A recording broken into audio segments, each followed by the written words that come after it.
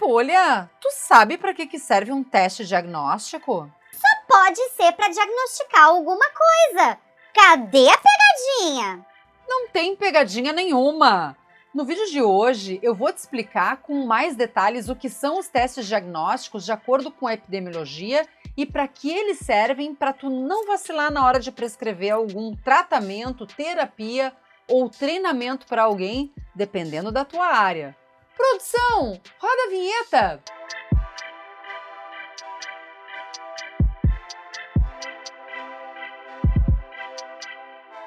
Um teste diagnóstico é uma ferramenta que se usa para diagnosticar uma doença com determinada precisão. Não me diga! Viu, Pimpolha? Tu estava certa!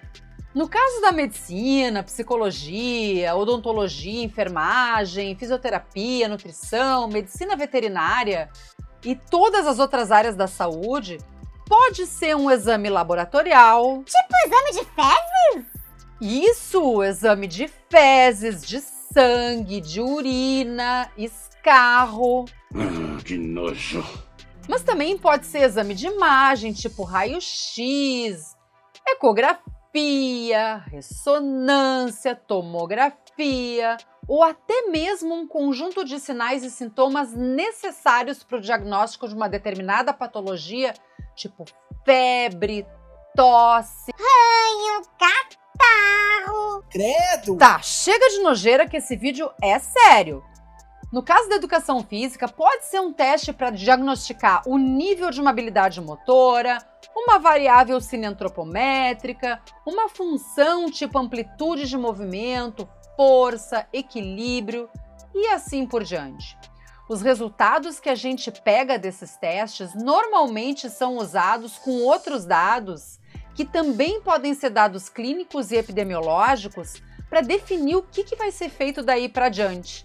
Não dá para sair prescrevendo nada por aí na área da saúde sem ter um diagnóstico prévio correto, porque como diz o nosso amigo João Moura do canal Treino em Foco, quem prescreve sem avaliar, prescreve às cegas. Os testes diagnósticos servem para rastrear doenças em indivíduos assintomáticos, ou seja, para as pessoas que não sabem que são portadoras de uma determinada condição de saúde, poderem tratar de forma adequada. Por exemplo, um cidadão vai começar a treinar numa academia de CrossFit, que é uma modalidade de alta intensidade, e não faz ideia de que é portador de uma cardiopatia. Portanto, é um convite para ter um piripaque. Se o sujeito apresentar um diagnóstico para o professor... Professor, é coach. Cala a boca, Magda! Se o cliente apresenta o diagnóstico que mostre o real estado de saúde dele, trazendo dados clínicos diversos, assim como a condição ósseo-mioarticular, o professor vai ter as informações que ele precisa para adaptar o treino visando resultado e segurança. É verdade. Quer dizer, às vezes não. Os testes diagnósticos também servem para diagnosticar doenças em indivíduos com sinais e sintomas suspeitos de determinadas patologias. Mas não é só isso. No caso da galera da educação física, vamos pensar num agachamento, por exemplo. Observem o nosso exemplo aqui. Essa execução tá a visão do inferno. O que está errado? Começamos pelo miserável fumando e fazendo exercício. Mas tem ali um valgo dinâmico, pode ter falta de força no glúteo, falta de força no abdômen, falta de mobilidade de tornozelo, enfim, precisa testar e ver por onde começar. Jesus Cristo! Mas os testes diagnósticos servem para também acompanhar o progresso de uma doença ou a resposta do sujeito a um tratamento, ou então, no caso da galera da educação física, para ver como o treino está evoluindo, ou se não está evoluindo, para ir fazendo os ajustes necessários até atingir o objetivo certinho. O correto é reavaliar de tempos em tempos, seja lá em que área for. As aferições dos testes diagnósticos podem ser feitas de vários jeitos e os resultados podem ser apresentados em escalas nominais, ordinais ou intervalares. Se tu não sabe o que é isso, deixa aqui nos comentários que eu ou o professor Ricardo te explicamos isso num outro vídeo. O jeito mais prático de avaliar os resultados é usando variáveis que possam ter resultado dicotômico, presente ou ausente, normal ou anormal, doente ou não doente, e assim por diante, a partir de um referencial que determina a classificação do resultado do teste.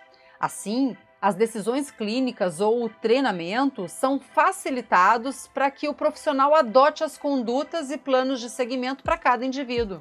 Pena que nem sempre é assim, preto ou branco, sabe, não sabe, faz, não faz. Isso é fato, mas quando dá, ajuda muito, porque a maioria dos testes diagnósticos utilizados na prática clínica não é perfeita e pode produzir resultados falso positivos ou falso negativos. Como nem tudo são flores, chegar num diagnóstico é um processo complexo, porque além de envolver múltiplas variáveis, precisa raciocínio probabilístico, e o que é meio xarope precisa de algum grau de incerteza para determinar se uma tal condição está presente ou não.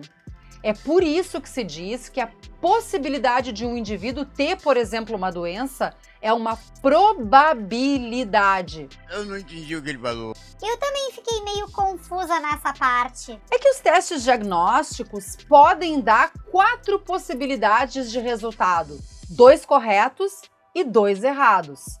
Olha pra cá! Ai, cacete! Que isso? Me assustei! Ai, que sensível! Vamos analisar essa figura. Mas antes disso, deixa eu te explicar o que é ponto de corte. Os pontos de corte são valores a partir dos quais os testes revelam um resultado positivo. Por exemplo, acima do ponto de corte o resultado é positivo e abaixo dele o resultado é negativo. Bora analisar esse quadro. A pessoa é doente e o resultado deu positivo, então o resultado é um verdadeiro positivo. Se for nas ciências médicas, se diz que são pacientes com a doença e o valor do parâmetro do teste dá maior ou igual ao ponto de corte. Agora eu vou dar um exemplo no caso da educação física. Vamos pensar numa pessoa que sente dor nas costas. Disseram para ela que pode ser uma hérnia de disco na coluna lombar. Então, ela vai ao médico e ele pede uma ressonância. Aí o resultado mostra que realmente tem uma hérnia de disco na coluna lombar. Como é que você sabe o ponto de corte nesse exame? Pela medida entre as estruturas ósseas e os tecidos moles. Se essa distância está diminuída ou nem tem mais tecido mole entre as estruturas ósseas, bingo! Ganhou no sorteio do carnê do baú da felicidade da hérnia de disco. Nossa, que bosta! Mas tendo o diagnóstico correto, o que a gente pensa? Que o personal trainer pode prescrever o treino alinhado com a necessidade do sujeito. Será? Vamos adiante. Agora considera uma pessoa com a doença e com o valor de um parâmetro de interesse abaixo do ponto de corte. Nesse caso, a pessoa sente dor nas costas e comenta isso com o personal trainer, que vai sugerir procurar um médico e pedir uma ressonância.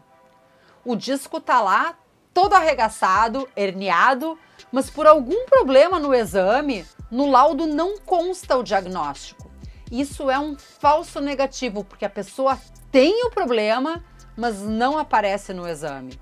Nesse caso, o sujeito chega para o personal trainer esfregando o laudo na cara da sociedade, dizendo que está liberado para treinar. Furioso porque gastou uma grana com o exame, com o médico, e o personal trainer entende que pode sentar o sarrafo no treino, afinal o cara não tem nada. A questão é que a pessoa de fato tem a hérnia, mas o exame não mostrou. E sem os cuidados necessários, é bem provável que a situação piore. Vai dar merda! Vai dar merda! E esse cenário é bem ruim, porque o profissional vai assumir uma determinada conduta que talvez não fosse adotada se ele soubesse da realidade dos fatos. Agora vamos para a terceira alternativa. Nesse caso, a pessoa não tem a doença, mas o resultado deu o que tem. Puta que pariu! Isso é um falso positivo, ou seja, é um indivíduo sem a doença, mas com o valor do parâmetro do teste maior ou igual ao ponto de corte.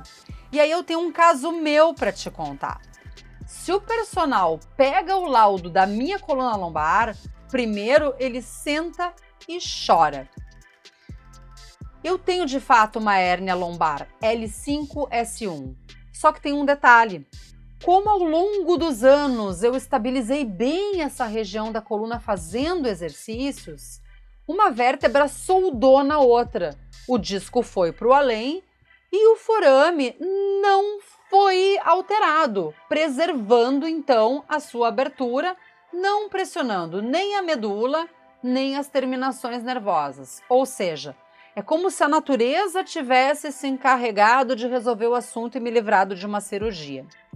Só que de vez em quando, eu de fato tenho umas crises lombares horrorosas.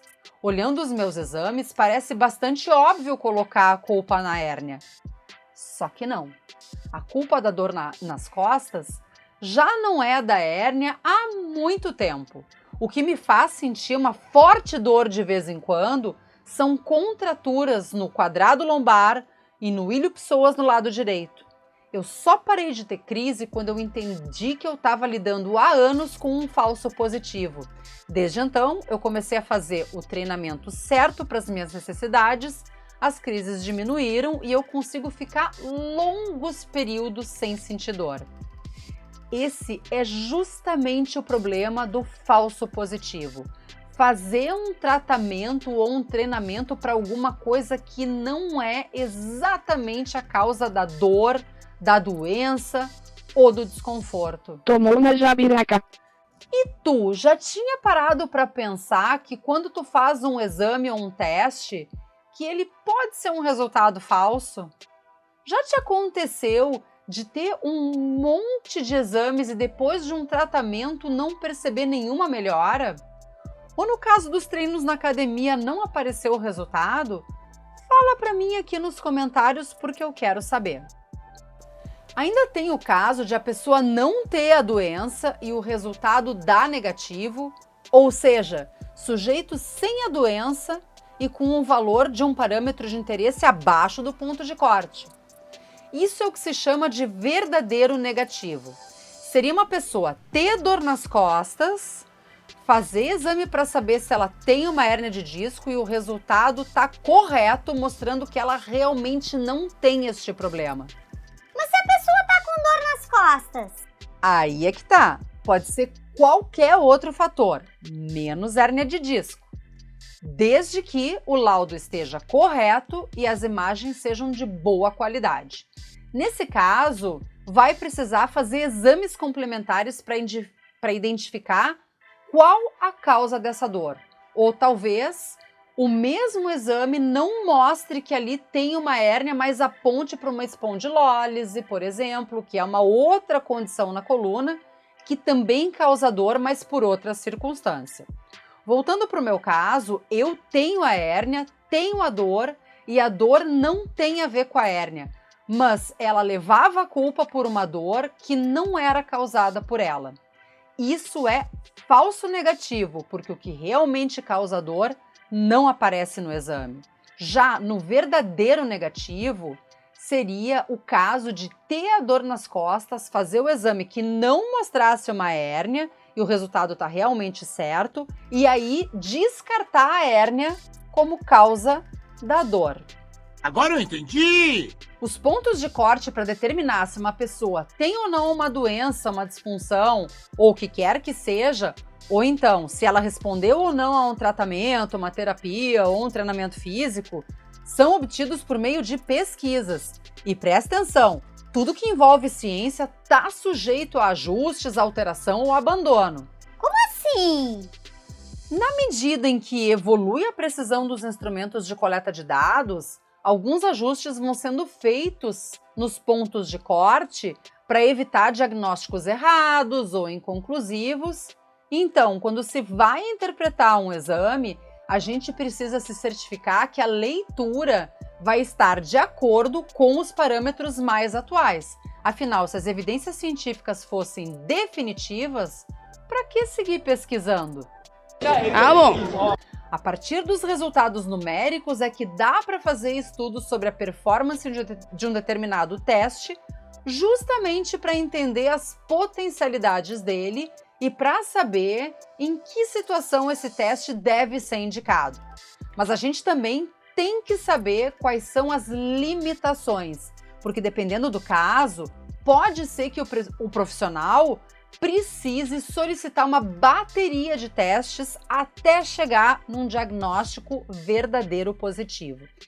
Amigos, a vida não é um moranguinho. As características de performance dos testes diagnósticos com resultados numéricos são a sensibilidade, a especificidade, o valor preditivo, a acurácia e o valor de verossimilhança. Eu vou te explicar isso mais adiante, por isso que é importante estar inscrito no canal com o sininho ativado para não perder essa parte da história. E que critério eu uso para escolher um exame ou um teste? Aí depende. Se tu quiser fazer um diagnóstico, é o caso de usar, por exemplo, o exame de rastreamento. Aí o melhor teste vai ser um que tenha alta especificidade, porque vai ter mais impacto no valor preditivo positivo, ou seja, se o teste der um resultado positivo, é muito pouco provável que a pessoa não esteja de fato doente ou não apresente a disfunção. Mas se tu quiser afastar um diagnóstico, como é o caso de um sujeito suspeito de uma recidiva ou de progressão, o melhor teste vai ser o que tenha alta sensibilidade, porque vai ter mais impacto no valor preditivo negativo, ou seja, se o teste der resultado negativo, é muito pouco provável que a pessoa esteja de fato doente ou apresente a disfunção. Então aqui vai a dica do caldeirão dourado. Não escolhe o teste a Bangu ou só porque ele é fácil de aplicar ou ainda porque é a única ferramenta que tu tem necessária para aplicar só um determinado tipo de teste. Antes de sair por aí indicando ou aplicando um teste diagnóstico, tu precisa avaliar a capacidade de acerto, que é a acurácia. Essa avaliação é feita aplicando o teste a 2 grupos de pessoas, um doente e outro não doente. Aí se comparam os resultados de diagnóstico realizado por um outro teste de acurácia reconhecida, chamado de padrão ouro. E presta atenção de novo, qualquer cientista ou profissional da área da saúde tem que aprender a interpretar as propriedades dos testes diagnósticos antes de sair por aí brincando de tentativa e erro com a vida das pessoas. A essas alturas, tu já deve ter percebido que essa é uma competência fundamental para entender a utilidade de um teste diagnóstico para o rastreamento do que tu precisa, que pode ser uma doença, uma disfunção ou outro foco de interesse, mas também para fins de diagnóstico quando se suspeita de alguma coisa ou então para avaliar a progressão ou a resposta de um determinado tratamento, terapia ou treinamento. Se tu ficou até aqui, provavelmente é porque esse conteúdo deve ter sido útil. Eu e a Pimpolha nos esforçamos para que esse assunto tão denso fique mais fácil de entender. Então eu te peço que deixe um joinha para espalhar esse vídeo para outras pessoas que podem estar passando raiva com a epidemiologia. Te convido também a conhecer o nosso perfil no Instagram, @efcomvinho. Lá também tem outros tipos de zoeira baseada em ciência, mas com muita qualidade e credibilidade, porque a gente acredita que a ciência não precisa ser chata. Se tu precisa de um atendimento mais especializado, esse aqui é o nosso e-mail. Aqui tu pode nos chamar para uma mentoria junto com o professor Gru para te ajudar em qualquer etapa do teu trabalho de pesquisa. Hoje eu vou ficando por aqui. Um beijo da bruxa e até a próxima!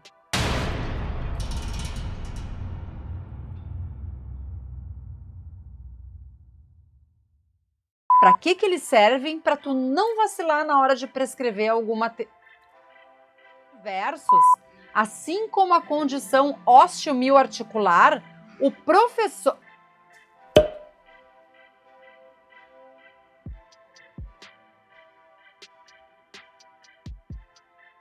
servem para acompanhar o progresso de uma doença ou a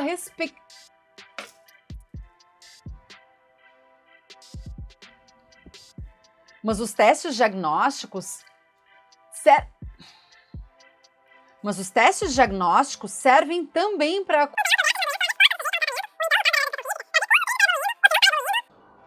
ou se... Que saco essas motos passando!